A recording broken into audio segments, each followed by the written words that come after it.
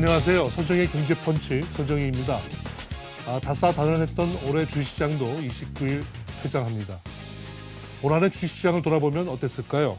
먼저 코스피는 1850선부터 2050선까지 그 중간을 오르락내리락 이렇게 했던 것 같습니다. 예년과 마찬가지로 샥이 오면은 내리막길을 갔다가 다시 어렵사리 회복을 하고 이런 과정을 반복했는데요. 연초에 지정학적 위기가 대두되면서 내리막길을 갔다가 다시 4월쯤 회복을 충분히 했고요. 6월에는 브렉시트 위기, 또 7월에는 사드 배치와 관련된 지정학적 위기 등이 대두되면서 또 오르락내리락을 했습니다. 지난 11월 말에는 미국 트럼프 대통령 당선과 관련해서 또 한 번의 급락이 있었습니다. 반면 코스닥은 코스피에 비해서도 좀 더 저조한 모습을 나타냈습니다. 위험 기피 심리가 좀 더 작동했다고 할까요? 작은 소형주들이 좀 더 기피 대상이 됐던 것 같습니다. 특히 제약주 등이 부진했고요. 그래서 여러모로 코스닥은 좀 올해 재미를 못 봤다 이렇게 말씀드릴 수 있을 것 같습니다. 그렇다면 올해 한 해 코스피와 코스닥 시총은 어떻게 변화했을까요? 지난 13일 기준으로 코스피는 31조 원이 넘었었고요. 코스닥은 2조 1,300억 원이 늘었습니다. 이것만 보더라도 코스닥이 좀 저조했다 이렇게 말씀드릴 수 있을 것 같습니다. 내년은 2017년 정유년입니다. 코스피가 2,000포인트에 도달한 지 만 10년째 되는 해입니다. 최근 5년째 지속되고 있는 박스권 장세, 이 지루한 장세를 뚫고 뭔가 새로운 모습을 보일까요? 어떨까요? 미국으로부터 뭔가 밝은 시그널도 오는데 그것이 충분히 반영될까요? 어떨까요? 그렇다면 세계적인 백만장자 투자자들은 새해를 맞아서 어떤 투자 전략을 세워놓고 있을까요? 먼저 워렌 버핏입니다. 2016년 성공적인 투자 포트폴리오로 재산을 크게 부풀렸던 투자의 기재 워렌 버핏은 항공주와 금융주에 눈길을 주고 있습니다. 다음은 조지 소로스인데요. 안전자산인 금을 내다 팔고 있는 그런 모습을 나타내고 있습니다. 좀 독특하죠?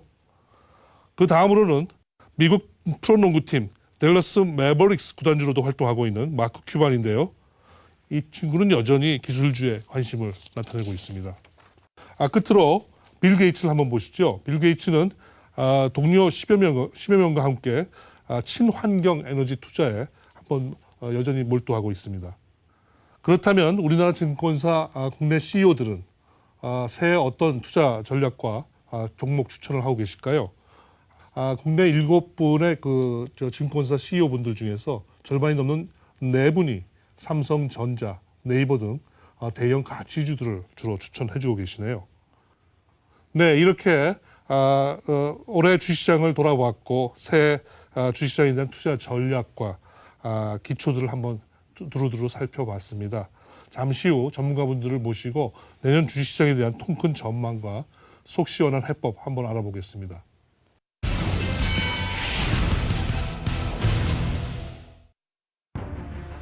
(2017년) 정유년은 코스피가 2,000포인트에 도달한 지 10주년을 맞는 해다. 하지만 우리 증시는 최근 5년 동안 지루한 박스피를 맴돌고 있는데 과연 2017년 주식시장 투자 환경은 어떻게 바뀌며 2016년보다 눈높이를 높일 수 있을까? 한국 경제의 오늘과 내일을 고민해보고 통쾌한 한방으로 문제점까지 해결해보는 경제펀치. 오늘 함께해 주실 분 소개드립니다. GFM 투자연구소 이진우 소장님, 그다음에 NH투자증권 이창목 센터장님 두 분 모셨습니다. 안녕하세요. 안녕하세요. 예, 안녕하십니까. 네네. 올해 이제 주식시장이 마감이 됐습니다. 내년이 이제 관심인데요. 지난 11일 날 이 증권사별로 쭉 전망한 거 보니까 올해 폭보다는 좀 더 이게 변동폭을 좀 넓게 잡았더라고요. 아무래도 내년에 대한 불확실성을 좀 더 크게 보는 것 같죠? 어떻게 보십니까? 내년 시장을 볼 때 그렇게 너무 불안해 생각하지 말자라고 이렇게 먼저 말씀을 드리고요. 그 이유는 먼저 이제 그 코스피 주가 지수 수준으로 보면요. 가장 중요한 게 기업 실적인데요. 우리나라 기업 실적이 올해 한번 레벨업이 됐고요. 또 내년에도 그 레벨업된 숫자가 좀 이어질 것으로 이렇게 생각을 합니다. 그렇게 본다면은 전체적으로 실적 면에서는 뭐 괜찮은 상황이 이어질 수가 있는 거고요. 또 글로벌 매크로 측면에서 본다면은 경기 회복에 대한 기대감 이게 이제 디플레이션을 탈피하고 인플레이션 기대감으로 연결되고 있습니다. 이 시기에는 글로벌 증시가 괜찮았다는 거죠. 그래서 이런 것들을 감안해 볼 때 너무 불안하게 생각하지 말자 이렇게 네. 말씀드립니다. 예. 뭐 이센트님 말씀 네. 들으니까 내년 좀 기대해 볼 만 하겠는데 또 현장에 계시니까 약간 좀 희망사항 아니십니까? 우리 이소영님은 좀 다른 의견을 가지고 계실 것도 같은데. 내년은 금년 못지않게 또 다 패를 까봐야 아는 그런 또 한 해가 될 것 같아가지고 네네. 예 여전히 뭐 불확실성입니다. 네, 불확실성인데 잘 버텨왔다는 측면에서 또 기대해 볼 만한 한 해이기도 합니다. 다들 상식적으로는 내년 더 좋을 게 뭐 있겠나 싶겠습니다만. 네네. 네. 아까 여러 그 증권사들 그 전망치를 봤습니다만 우리 NH투자증권은 고점을 2,250, 저점을 1,950였는데 예. 올해 것은 사실 기억하시는지 모르겠는데 맞추셨습니까? 물론 이제 뭐 숫자를 정확하게 맞춘다는 거는 뭐 점쟁이만 할 수 있는 거고요. 뭐 대체적으로 이제 그 흐름과 분위기 자체는 뭐 네. 저희가 예상한 분위기대로 간 것 같습니다. 물론 이제 세부적인 뭐 산업군이나 이런 데 대해서는 조금씩 뭐 왔다 갔다 한 건 있습니다만. 네, 네. 예. 일단 내년 들어서면 가장 큰 첫 번째 우리가 직면할 불확실성이 이제 트럼프가 이제 취임하게 되지 않겠습니까? 트럼프 취임 이후 어떻게 보면 불확실성이 거치는 과정일 수도 있겠습니다. 그러니까 트럼프 정책이 구체적으로 어떻게 나오는지 아무튼 그 트럼프 정책과 관련한 그 흐름들을 어떻게 전망하고 계시는지 내년 전체적인 흐름의 전망, 내년 1분기 트럼프에 대한 전망 이렇게 한번 풀어가 보시죠. 이번에 이소장님 먼저 한번 해줄까요? 어쨌거나 지난 11월 8일 선거, 미국 대선 선거 이후 지금까지는 뭐 이른바 트럼프 랠리라고 불릴만 합니다. 어쨌거나 인프라 투자를 통한 재정 정책 재정 확대 이것이 이제 미국채 금리를 갖다가 크게 띄우면서 그것이 또 달러 강세로 유발되고 그것이 또 이제 경기 회복 기대감으로도 주식까지 올라온 이거였는데 지금까지는 기대감이었다고 볼 수 있고 연말에는 뭐 연말 특유의 또 대부분의 시장 플레이어들이 이제 쉬는 기간이다 보니까 이제 새해 아마 1월 20일까지 즉 백악관 입성할 때까지는 연말에 그 흐름을 뭐 유지는 할 것 같습니다만 막상 입성한 이후에 또 흔히들 말하는 취임 이후 100일 그때 이제 막 쏟아낼 텐데요. 그때 이제 얼마나 이제 달라지는가 정권 인수위원회 차원에서 내놓던 거 하고 실제 이제 들어가서 내각의 진용이 짜진 다음에 나오는 거.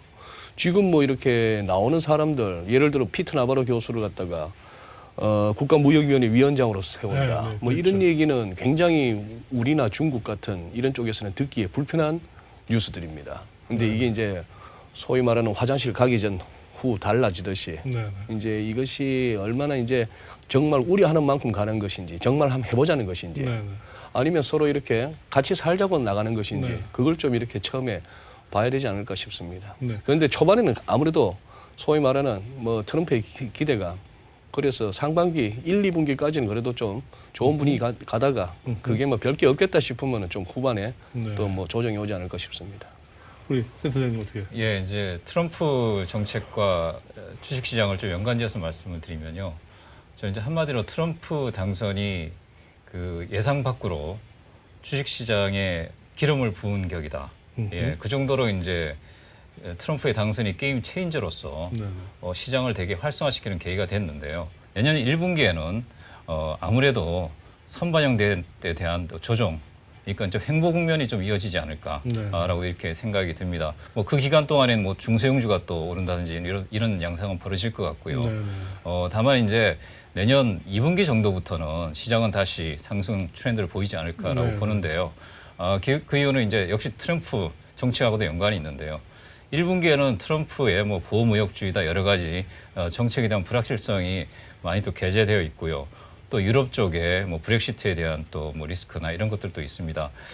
다만 이제 트럼프에 대한 공약에 대한 뭐 기대감들 등등은 불안감들 등등은 트럼프가 이제 정부가 예산안을 제출하는 한 3월 정도에 극에 달할 걸로 보이고요.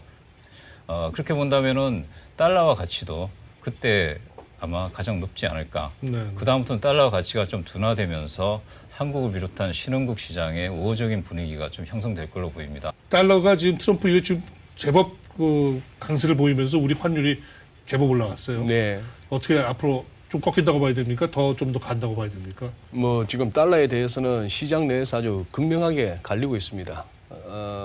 아주 뭐 계속 강세를 갈 수밖에 없다라는 쪽과 이거 이미 오버슈팅 단계다.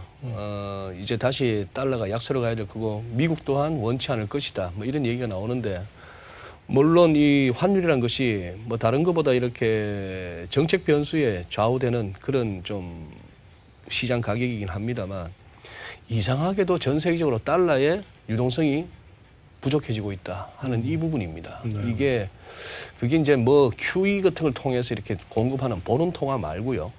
우리가 이른바 유로달러 시장이라고 우리가 90년대 한참 유행했던 빚을 낳고 하면서 그것이 일종의 크레디스로의 돈 이런 것들이 점점 어떻게 좀 위축되는 부분 그런 부분하고 또 뭐 중국이 팽창하는 과정에서도 상당히 크게 작용했지만 결국은 어떤 빚으로 키워왔던 이 부채의 문제 네. 그것이 이제 한동안 잊혀졌는데 지금 이것도 마찬가지인가 중국 내 빚을 끌어다 보니까 중국의 외환 보유고도 커졌고 최근 들어서 중국 외환 보유고가 줄어든다 이것이 자본 이탈 꼭 자본 이탈 때문인가 아니면은 빚을 줄여나가는 과정에 뭐 빚을 자의적이든 타의적이든 줄여나가는 과정에서 또 유동성이 줄어드는 거죠. 그래서 저는 달러가 조금 더 강으로 계속 좀 더 갈 가능성을 염두에 두고 있습니다. 오늘 좀 언제까지 좀 이렇게 가다가 변화 조짐을 보일 걸로 보세요? 한 2분기까지는 그렇게 되고 저는 뭐 일단 트럼프 당선인에 대한 평가가 왔다 갔다 하고 사람들도 점점 겪다 보니까 저 사람이 막무가내는 아니네. 저기까지 온 것이 그냥 된 건 아니네. 굉장히 치밀하고 똑똑하네. 이런 생각도 하게 되는데요. 미국이 특히 트럼프라는 대통령으로 인해서 또 그리고 그 밑에 기존의 워싱턴 쪽에서 봤을 때는 아웃사이더라 할 만한 물론 각 분야에서 다 성공하고 큰 부를 이룬 사람들입니다만 이 사람들이 앞으로 작당하는 것이 전 세계를 같이 살자는 것인지 나머지를 털어먹고 미국만 살자는 것인지 그걸 확인하는 과정이 필요하다고 생각합니다. 네. 두 분 말씀 들으니까 이제 트럼프의 당선 취임 과정에서 나타나고 있는 달러 강세 적어도 내년 2분기 한 상반기까지는 그런 흐름들이 꾸준히 제법 이어가지 않겠는가 이렇게 보시는 것 같네요. 그런데 일각에서는 내년 4월에 이제 무슨 그 중국 환율 보고서라든지 저희 쪽도 그렇고 그래서 그걸 앞두고 뭔가 미묘한 그 신경전을 벌이고 그런 과정에서 이제 좀 달러 가치가 약세로 돌아서고 주변국들 통화 가치가 좀 강세로 돌아서고 하는 그런 조금 먼저 반영될 거다라는 그런 의견들도 있던데 조금씩 이제 그런 미묘한 차이가 있겠군요. 네. 이 환율 달러 가치와 관련해서 또 짚고 넘어가지 않을 수 없는 게 이제 그 금리 인상 문제 아니겠습니까? 저희 쪽도 지금 고민이 점점 더 커지고 있습니다. 미국이 지금 그 금리 인상에 대한 점도표로만 보면 내년에 한 3번 한다고 되어 있는데 그렇게까지 갈까요? 어떻게 보십니까? 또. 결론부터 말씀드리면 한 2번 정도 하지 않을까 이렇게 생각이 드는데요. 그러면 이제 뭐 시청자들이 보시기에 뭐 3번하고 2번하고 뭐가 틀리냐 이렇게 또 말씀하실 수가 있는데요. 만약에 3번이라고 했을 때 내년에 시장의 패턴이 좀 많이 좀 바뀔 수가 있습니다. 왜냐하면은 대체로 내년 한 3월 정도 또 5, 6월 또 연말 정도 이렇게 3번에 나누어서 금리 인상을 할 수가 있거든요. 그러면 내년 상반기 시장에 3월 인상이라고 하는 게 좀 허들러 작용할 수가 있습니다. 그래서 아마 내년 1분기에는 3월 인상에 대한 우려감들도 시장에 반영될 것 같거든요. 그래서 시장에서 이제 그걸 한번 확인하고 싶어하는 이런 의지들이 글로벌 증시에 나타날 걸로 이렇게 네. 생각이 듭니다. 2번 정도라고 그러면은 시장에서는 좀 안정감을 가질 거다. 네. 예, 결국 이제 금리 인상이라고 하는 게 경기 회복하고 저울로 봐서 어떤 게 더 많이 시장에 작용하느냐의 문제인데요. 뭐 2번 정도 올리고 경기가 회복되는 과정이다. 이러면은 시장에서는 충분히 어그리할 수 있는, 받아들일 수 있는 어떤 요인이 된다라고 보고 있습니다. 네네. 예. 이제 본격적으로 한번 그 새 재테크 기상들을 한번 살펴보도록 하죠. 흔히 뭐 저희 그 재테크라고 그러면 주식 또는 채권, 부동산 우리 일반인들이 이렇게 생각을 하게 되는데 지금 앞에서 살펴본 것과 같은 어떤 그런 거시 환경이라면 뭐 이 셋 중에서 어디를 하는 게 좋을까요? 사실은 뭐 이렇게 단도직입 이렇게 여쭤보기 사실은 어려워요. 주식도 좋은 종목 사면 되고 채권도 뭐 좋은 거 사고 부동산도 좋은 쪽에 거 사면 되겠지만 일반적으로 얘기했을 때 어떻게 얘기할 수 있을까요? 이제 변화가 생기지 않았습니까? 금리가 바닥을 찍고 올라가는 이런 이제 금리가 조금씩 올라가는 이런 분위기다. 이렇게 본다면은 채권 투자로서는 큰 매력은 없을 거다. 또 부동산도 금리가 올라갈 때 우리가 단순히 생각해 보면은 꽤 좋을 것 같지는 않다. 물론 이제 금리가 올라갈 때 모든 자산군의 밸류에이션이 다운됩니다. 이 할인율로 작용하기 때문이에요. 근데 앞서도 말씀드렸지만은 경기 회복기에 금리가 올라간다. 그러면 위험 자산한테는 좋은 거거든요. 그 주식이나 원자재 같은 위험 자산한테는 유리한 국면이 되고 있다. 이렇게 말씀드립니다. 우리 센터장께서는 예, 예. 역시 주식을 다루고 계시니까 예, 예. 부동산이나 채권보다 이 주식을 직접 추천해 주셨습니다. 어떠십니까, 우리? 문제 한 30년 만에 금리 하락기가 끝났다라는 그 명제를 갖다가 억셉트 한다면은 뭐 채권은 아니죠. 뭐 부동산도 같은 생각입니다. 부동산은 오히려 뭐 금리보다도 인구 구조적으로 좀 이거는 크게 한번 봐야 되는 것 같고, 이제 주식인데 주식도 사실상 2016년에 연말에 트럼프 이후에 그나마 이렇게 지수가 여기까지 올라왔습니다만 주변에 이렇게 주식하시는 분들 보면 금년 한 해 참 많이 힘들었습니다. 네네. 많이 힘들었고 가는 눈만 갔으니까요. 네네. 예, 그런 부분이 있는데 모르겠습니다. 이제 좀 삼성에서 이렇게 내세우는 주주 친화적인 이런 부분 해서 주식을 갖다가 단순히 어떤 뭐 차익 주가의 상승으로 보는 것보다 좀 이렇게 이제 배당률도 좀 높이고 해서 그쪽으로 좀 유인하는 그런 쪽이 돼야 되지 않겠는가. 그런데 기회가 오려면은 한번 푹 꺼져주는 게 좋습니다. 시장의 다이내믹을 위해서는 훨씬 더 나을 것도 같은데요. 근데 제가 또 궁금한 것 중에 하나는 글로벌 경제에서 이 지역별로 미국 쪽이나 또 아시아 쪽, 유럽 쪽 다 지금 경기가 다르지 않습니까? 주식시장의 온도도 약간씩의 이제 온도차가 상당히 느껴진단 말이죠. 이랬을 경우에 세계 주식시장 간의 어떤 디커플링이라 그럴까요? 서로 간에 좀 다른 흐름 이런 것들이 어떨까요? 올해보다 더 심해질까요? 기간별로 구분해서 볼 필요가 있는데요. 네. 뭐 역시 이제 달러 강세, 뭐 트럼프 정책에 대한 기대감들 반영되는 시기 지금이죠. 이 시기에는 역시 이제 미국 같은 선진국 시장이 뭐 당연히 좋은 상황이 되고 있고요. 또 우리가 글로벌 자금 흐름을 보면은 펀드 흐름을 보면은 이머징 시장에서는 뭐 주식 채권 다 돈이 빠지고 있거든요. 네네. 그게 이제 미국의 주식으로 가고 있는 상황인데 달러 강세가 내년 한 2분기 정도에 주춤거린다라고 본다면은 신흥국, 펀더멘탈이 좋은 신흥국으로 다시 돈이 들어갈 수가 있습니다. 네. 예, 펀더멘탈이 좋은 국가들, 인도네시아나 네. 뭐 이런 국가들은 점점 좋아지고 있거든요. 네. 그런 국가들 쪽으로 또 시장이 또 좋아질 수 있는 상황이 되고요. 네. 또 앞서 저희 소장님께서 말씀하셨습니다. 브라질 말씀하셨는데 그런 국가들 채권 쪽에서도 기회가 생길 수가 있습니다. 우리 이 소장께서는 네. 이 디커플링 부분에 대해서 어떻게 생각하세요? 결국은 뭐 상대적으로 봐줘야 될 것 같습니다. 그러니 뭐 예를 들어 2009년 3월이 금융위기 이후 전반적으로 바닥을 찍었던 시점인데요. 아까 오기 전에 한번 살펴보니까 그럼 그 무렵 금융위기 당시에 폭락이 왔을 때 그 바닥 이후 지금까지 한 꽤 오랜 기간 어디가 많이 갔는가 보니까 정말 이머징이 많이 올랐습니다. 네. 이머징이 많이 올랐고 뭐 유럽도 나쁘지 않고요. 뭐 의외입니다. 뭐 그런 상황인데 유럽이 그렇게까지 왔다. 정말 마리오 드라기 22 총재의 노고를 갖다 치하할 수밖에 없는데요. 네. 예, 그렇다면은 오히려 상대적으로 봤을 때 그동안 많이 올랐던 시장에 대한 경계감이 필요하고 상대적으로 덜 올랐던 데가 오히려 기회가 오지 않겠느냐 이렇게 봐줘야 될 것 같습니다. 왜냐하면 큰 손들도 충분히 간 시장에서 더 먹기는 어렵다고 본다면은 네네. 거기서 차익 실현하고 좀 덜 오른데 네네.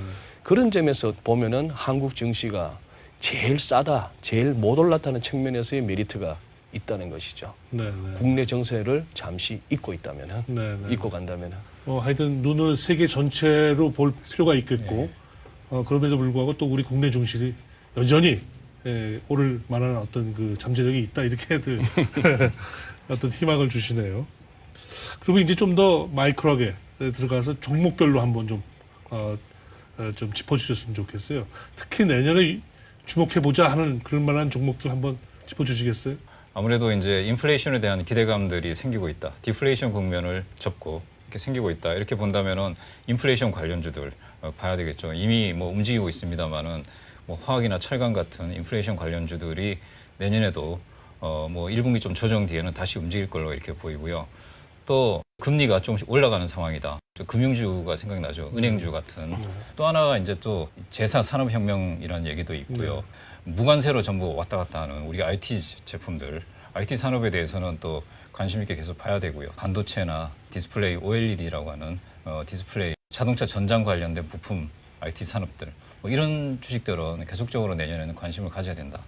이렇게 보고 있습니다. 아까 그 국내 증권사 CEO 분들 여쭤보니까 뭐 삼성전자, 네이버 등 여전히 좀 대형주들 추천을 많이 하셨는데 어떻게 내년에는 여전히 코스닥 쪽은 좀 힘을 못 쓸까요? 그나마 금년보다는 나아지는 해가 아닌가 싶습니다. 네. 코스닥이. 왜냐? 금년에 뭐 우리 주식하시는 분들 다 아시겠지만 이른바 그 국내 제일 큰 손해를 할 수 있는 국민연금 쪽에서 이른바 패시브 전략. 그렇죠. 네. 예, 그게 이렇게 보면은 중소형주들한테 이렇게 좀 악영향을 끼쳤던 건 네. 사실이고요. 또 국민연금의 스탠스가 바뀌었다고 한다면은 이제 내년에는 소위 말하는 펀드 매니저들의 종목 발굴 실력이 이제 드러나는 그런 쪽이 아닐까 싶습니다. 네, 네. 좋은 종목 찾는 쪽에서 좋은 수익률을 내겠죠. 네. 그렇죠. 업종별로는 그 어떤 부침이 어떻게 전망이 되시나요? 아무래도 그 물가 상승에 대한 기대감이 있을 때는 대형 가치주들이 과거에도 보면은 주가 퍼포먼스가 좋습니다. 내년 한 해를 놓고 볼 때는 그 관점으로 일단 생각을 하시고요. 다만 내년 1분기 정도까지 그 대형 가치주들 또 뭐 인플레이션 관련주들이 좀 조정을 받을 때는 중소형주가 움직일 수가 있거든요. 그래서 내년 한 1분기 정도까지는 또 중소형주를 가지고 또 투자해 보시는 것도 좋을 걸로 생각이 됩니다. 중소형주 레벨에서도 역시 IT 관련 중소형주, 또 자동차 전장 관련된 중소형주 이런 종목도 위주로 해서 보시면은 또 좋은 성과가 있을 걸로 이렇게 생각이 됩니다. 내년 코스피 어디까지 몇 가지 보십니까? 저희가 내년 고점을 2,250으로 보고 있는데요. 물론 이제 그 최근에 한 4, 5년 동안의 코스피의 그 박스권의 상단을 조금 뚫고 올라가는 수준이라고 지금 보고 있는데요. 역시 그 이면에는 올해부터 우리나라 전체 이제 코스피 종목의 전체 순이익이 한 100조 시대로 이제 접어들었습니다. 이게 내년에도 또 이어진다고 보면은 이 레벨에 대한 실적에 대한 어떤 그게 상응하는 주가 수준이 형성돼야 된다고 보고 있고요. 뭐 최소한 그 정도까지는 가야 되지 않겠냐. 쪽 집게 한 종목 꼽아 주신다면. 최근에 많이 빠져 있는 종목들 중에 롯데쇼핑 같은 주식들 있지 않습니까? 뭐 내수 부진 등등으로 좀 주가는 좀 부진합니다만은 뭐 지배구조 이슈나 또 이제 그 유통 쪽이 조금씩 좋아지고 있고요. 그래서 네. 주가는 저평가돼 있고 해서 그런 주식들을 보시면 좋을 것 같습니다. 예, 지금까지 GFM 투자연구소 이진우 소장님, NH 투자증권의 이창목 센터장님 모시고 2017년 정유년 국내 증시가 어떻게 방향을 잡을지 전망해보고 투자 종목에 대해서도 말씀 나눠봤습니다. 오늘 말씀 감사합니다. 네, 감사합니다. 감사합니다.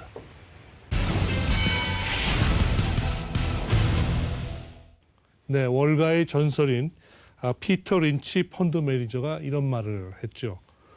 사람들이 부동산에서 돈을 벌고 주식에서 돈을 잃는 것은 당연하다. 집을 고르는 데는 몇 달을 투자하지만 주식을 고르는 데는 단 10분도 쓰지 않는다. 국민 10분 중 1명이 주식에 투자하고 있는 요즘 시대입니다.